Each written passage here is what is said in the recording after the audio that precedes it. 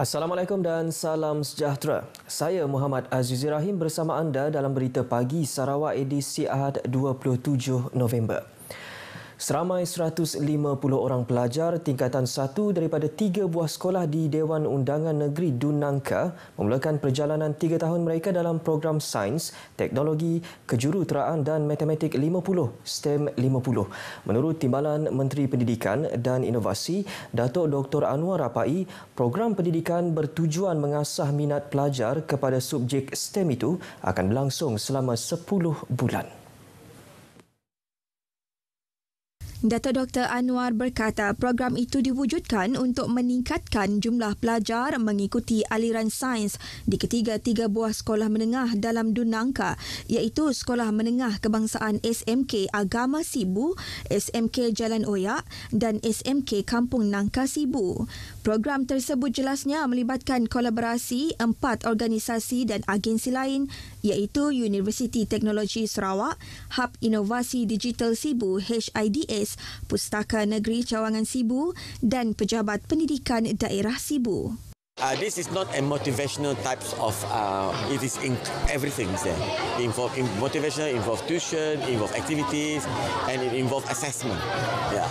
So it's not just a motivational talk like other groups. Let them do, but this is a different module that we have. And it involves all the teachers and the pengetua.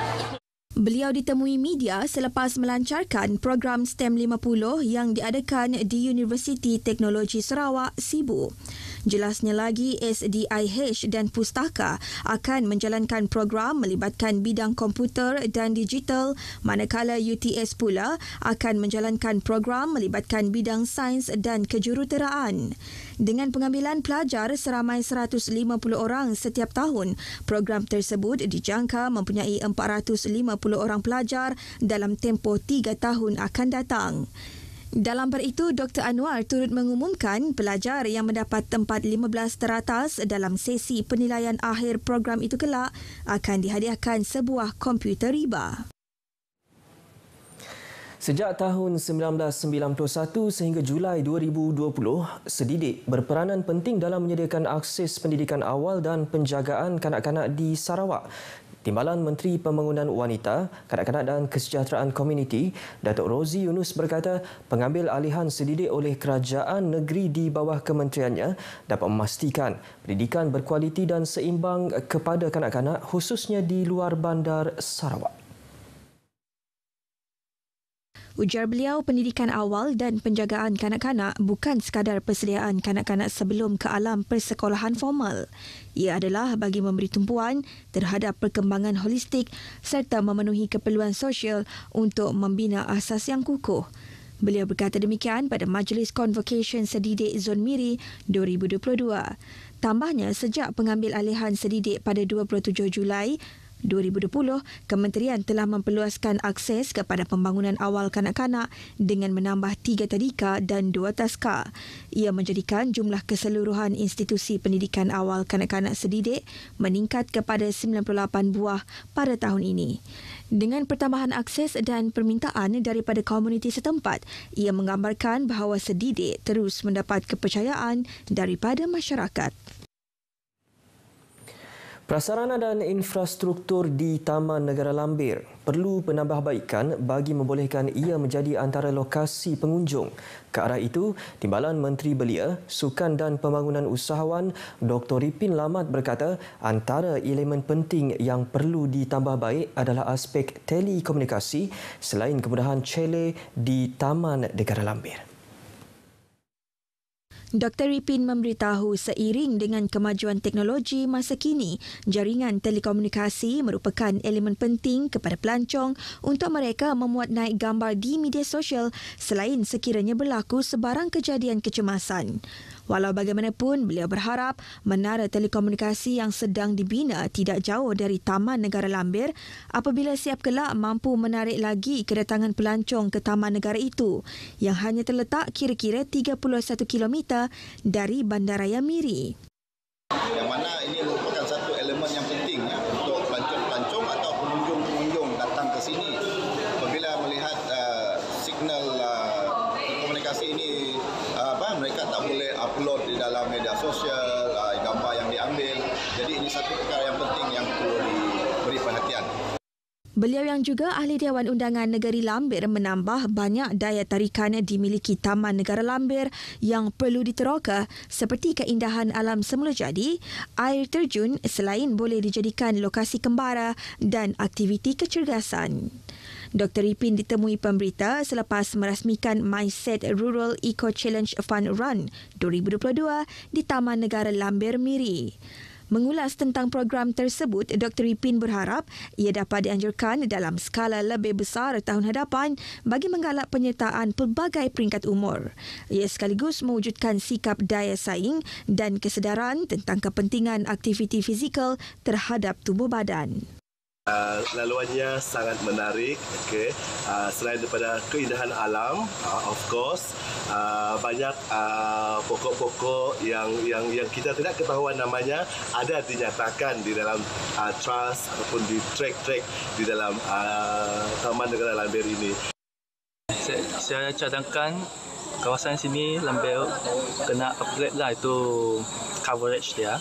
Sebab kita senang boleh send message kalau in case ada emergency. Pada majlis itu, Dr. Ipin turut menyampaikan hadiah berupa wang tunai dan medal kepada pemenang-pemenang yang berjaya menamatkan larian. Seramai 50 peserta dari Miri menyertai program tersebut. Dengan pembukaan semula sempadan dan pemansuhan sekatan perjalanan, Sarawak kembali menganjurkan Festival Muzik Antarabangsa ke arah memberi peluang kepada dunia luar untuk berhubung secara langsung melalui acara fizikal.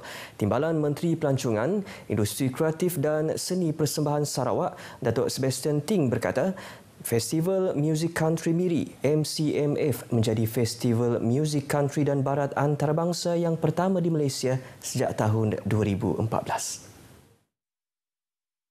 Datuk Sebastian berkata berpindah ke lokasi lebih besar adalah langkah menyediakan tempat yang luas, selesa dan menyeronokkan kepada pengunjung.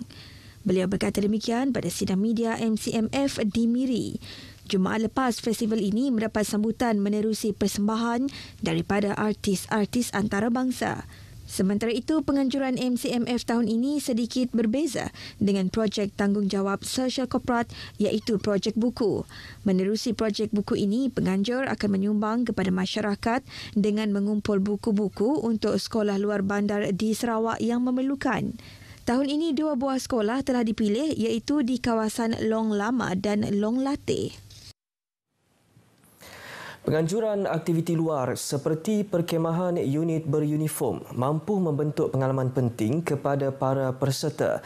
Ia di samping dapat menerapkan nilai-nilai murni ke arah pembentukan sahsiah dan kepribadian pelajar selaras dengan falsafah pendidikan kebangsaan. Menekankan perkara tersebut, Timbalan Pegawai Pendidikan Daerah Tatau Sebau, Sektor Pembangunan Murid, Zulfadli Ahmad, semasa menutup perkhemahan unit beruniform Sekolah Rendah PPD Tatau Sebau. Aktiviti perkhemahan ini telah diadakan dengan tujuan antaranya untuk menyampaikan elemen-elemen pengetahuan dan pengalaman, kemahiran baru serta penerapan nilai-nilai murni yang akan membantu membangunkan intelek, jasmani, emosi, rohani murid secara seimbang. Ini bersesuaian dengan falsafah pendidikan kebangsaan kita sendiri. Beliau turut berharap aktiviti perkhemahan itu dapat dilaksanakan pada masa akan datang dengan penambahbaikan cara pelaksanaannya agar tidak membebankan pihak sekolah dari aspek kewangan dan sumber manusia.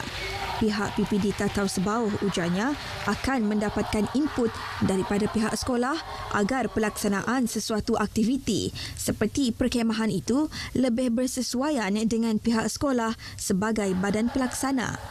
Oleh itu, pihak sekolah khususnya melalui pengetua dan guru besar perlu menyampaikan pandangan dan idea mereka kepada pihak PPD. Program perkhemahan disertai 24 buah sekolah dengan seramai 269 pelajar dan 69 guru serta pegawai.